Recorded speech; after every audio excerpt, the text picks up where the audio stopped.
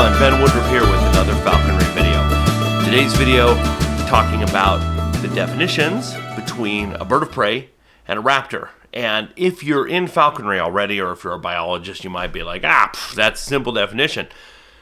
It's a lot more complex than you think. So I hope you actually, no matter what walk of life you're in, I hope you find this video interesting and maybe give you some new perspectives to think on. Now, depending on who you are, and again, what walk of life you're in, you may have a different perspective on what a bird of prey is. But let's start with bird. Obviously, a modern bird is an animal with feathers. Some of them fly, some of them don't. They live all over the world, anywhere from penguins to hummingbirds and ostriches to eagles. There's all different kinds of birds. Normally, when you say the word bird of prey, people think of a predatory bird, a bird that eats meat of some kind, right? That's what we're normally thinking of. But that's not how it was defined to me. I grew up back in the 1900s, and before the internet, I remember being obsessed with animals and wanting to learn about birds of prey in particular.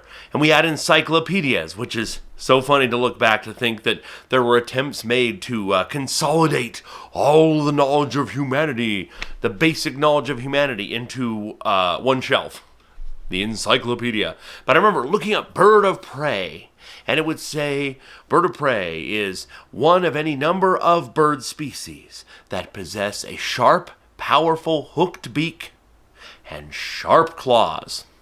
And even as a kid, I remember thinking, well, what about parrots? Parrots have very sharp, hooked, powerful beaks. In fact, they use to crack open seeds and nuts and to tear apart trees and stuff. But pound for pound, if parrots have a stronger bite than falcons, hawks, and eagles. Like if you took a 500-gram parrot and a 500-gram hawk, the parrot is going to have a more powerful bite in its beak. And they also have sharp claws and they can grip. So can we consider them a bird of prey? Well, no. But obviously that brings up the point that the definitions we use can matter and can be misplaced very easily. So when we say bird of prey, of course the prey part doesn't mean preying, obviously. It means preying upon other animals. That you have prey that you hunt and consume. This is a tricky one as well. If you think about it by that definition, if you say a bird of prey is a bird that preys on other animals, well, that's most birds. Even seed eaters, simple seed eaters like sparrows and finches, when they're raising their young, bare minimum, they will go and eat slugs and spiders and insects, bring them back. That's a more nutritious food to grow the body of a young bird. Birds grow very quickly, and they do require lots of nutrition and vitamins to be able to build that body. And so I don't consider a sparrow or a finch a bird of prey. And you could be like, well, they're omnivores. They're not strict hunters. But there are many others along that line. Some of the most amazing hunters that I have loved to work with are hornbills. There are hornbills from the size of a robin all the way up to bigger than an eagle. And these hornbills, they do things like they hunt insects, they hunt mice and lizards and snakes. The largest of hornbills will even hunt rabbits. And yet, these hornbills are omnivores. And they love fruit, and they need fruit. So, again, very highly skilled predatory birds that also eat fruit. But if you say strict hunters, birds that only hunt animals and insects and nothing else, they never eat any plant material, well, what about a pelican? Pelicans hunt fish as large as a bald eagle hunts. There's many species of herons. There are cormorants that are also fish hunters. So there's a lot of birds out there, even kookaburras. Kookaburras come from the kingfisher family. There, you could call them the king of the kingfishers. But kookaburras from Australia hunt lizards and rodents and even other birds. So do we call them a bird of prey? Depends on how you look at it. Some people would define them as a bird of prey, but not a raptor. Other people would say, no, we can't call them a bird of prey. It's up in the air. Even ducks are largely predatorial. And at what point do you start considering an animal life? For example, flamingos are filter feeders, but they're filtering and eating a lot of krill and a lot of brine shrimp. These are tiny arthropods. It's not plant life. It's in the animal life family. So if you're eating something very small, are you not considered predatory? Well, those are lives that are dying. So is a flamingo a bird of prey? Depends on how you view that. So normally when we say a raptor, most people will say that a raptor is like a falcon or a hawk or an eagle, that it is a bird of prey. So yes, it's a bird that hunts other animals, but it does the killing, the capturing and the killing with its feet. And in fact, most people use the term talon to mean claws that have crushing grip. So it's really the feet that most people would say makes the difference. But that's not 100% true. When we get into these families, it can get a little confusing. For example, true eagles like the golden eagle family, fish eagles like bald eagles, stellar sea eagles, that family line, we can clearly say, okay, we say this is a raptor. Falcons, true hawks, such as the goshawk, and soaring hawks, bootios like red tails and ferruginous hawks. These family lines are some of the ones that we consider to be raptors. But here's where it gets tricky. If you're going to say, well, yes, they have a hooked beak, and they have talons, but they grip with and they kill with that grip, then we got a problem. Because there's a bird in Africa called a secretary bird that is part of that same family. It's related to the falcons and the hawks, but it's got long legs, and it will capture and kill mostly snakes. It'll kick them and grab them and kill them. Genetically, it is directly related to the other birds that we call raptors. But also, it meets the definition by how it kills. Well, in South America, there are birds called siriemas. And siriemas are not genetically related at all to falcons, hawks, and eagles. Not one bit. And yet, they fill the exact same ecological niche as a secretary bird, just on the other side of the world. And they use their feet to kick snakes and lizards and frogs and to crush them and then tear them apart with their beak. No different than a secretary bird. So they're meeting the definition and emulating the exact same lifestyle and hunting style as a secretary bird over here that we call a raptor, and yet they don't have the family lineage to where we consider them a raptor. So see how that gets a little tricky. It's not just what you're armed with and how you kill, but it's who you're related to. So most people do not consider a siriema a raptor, even though it's in that family. Let me rephrase that. Most people do not consider a siriema a raptor, just a bird of prey, even though it fits all the definitions other than a family tree relation. So now let's flip it. What if you have somebody that does have the right family relation, but is not living according to the definition? A great example of that is a bird that is interchangeably called the palm nut eagle or the palm nut vulture. This is a very unique old world species that is an omnivorous raptor. It's got the family line. It is related to the sea eagles like the African fish eagle, the bald eagle, the stellar sea eagle. That is the family that gave rise to this bird, genetically speaking. But it largely eats the fruit from palms. From oil palms, it will eat the husks off of oil palms, and it will eat the fruit off of raffia palm trees. So you've got and that's like 60% of its diet. It will hunt and it will scavenge dead animals as well, like a vulture, but 60 to 70% of its diet is plant material. So what do you say about that? So how do you say, a siriema fits every definition of a raptor but doesn't have the right family tree? But over here's an omnivorous raptor that we'll still call a raptor because of its family tree line, but it doesn't strictly follow the definition of what a raptor is, hunting and killing with its feet. Makes things a little bit tricky. Now, also, people go back and forth, and depending on what country you're in, there's different views on this. But vultures, where do vultures fit in with this? This is another complicated one, because if you just say vultures and just lump them all together, then it doesn't work nice and slick. Because there's old world vultures and there's new world vultures. Old world vultures, classic ones like the griffin vultures and whiteback vultures, big lurpy, gorgeous vultures of Africa.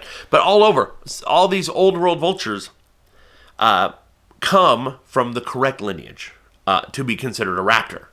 They are connected to that family tree of eagles and hawks. They branched off early, but they are in that family tree. And most of them do have some gripping force in their feet. And a few of them will even hunt. Most of them, are looking for dead things to eat. They're looking for carrion, and they're scavengers. But many of them, if they need to, can hunt a little bit. They're not built for it. It's not their way of life, but they can. But the most important thing is giving them a claim to be considered a raptor is their family tree. They branched off from the line that contains falcons and hawks and eagles and all that. So, do we consider them a raptor? Yes, no? That's up to question. American vultures, New World vultures, North America, Central America, South America, used to be really broad. During the Ice Age, we had such a rich diversity of vultures that ate the giant dead mammoths and giant sloths, giant animals that died that were over here. Now we're down to 7. We've got Andean condors, California condors, the very successful turkey vulture, black vultures, greater and lesser yellow-headed vultures, and the king vulture.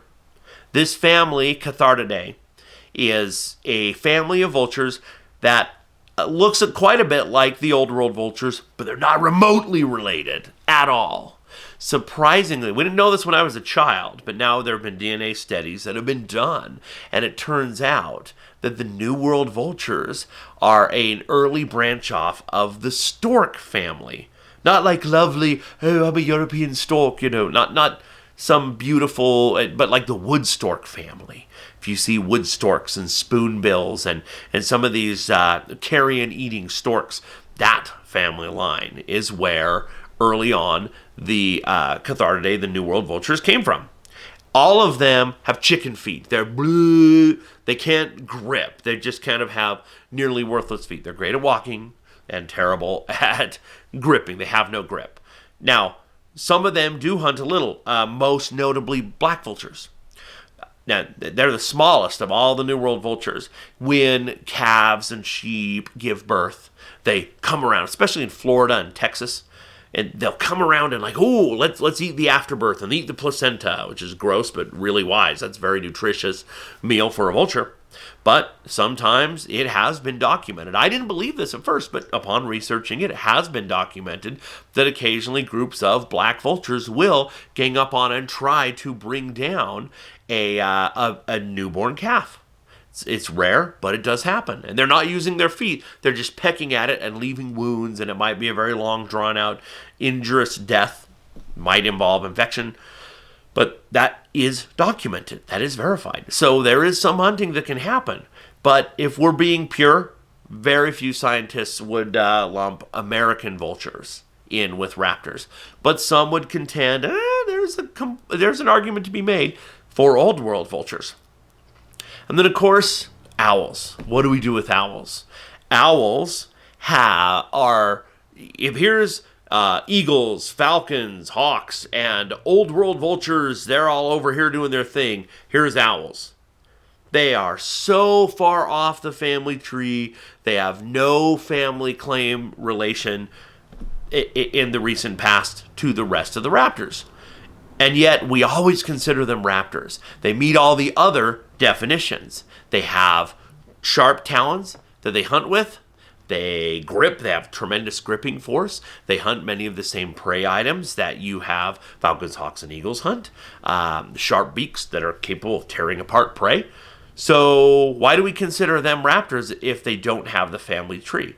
We call it convergent evolution when a totally unrelated species has similar traits and attributes as these guys over here because of a similar way of life.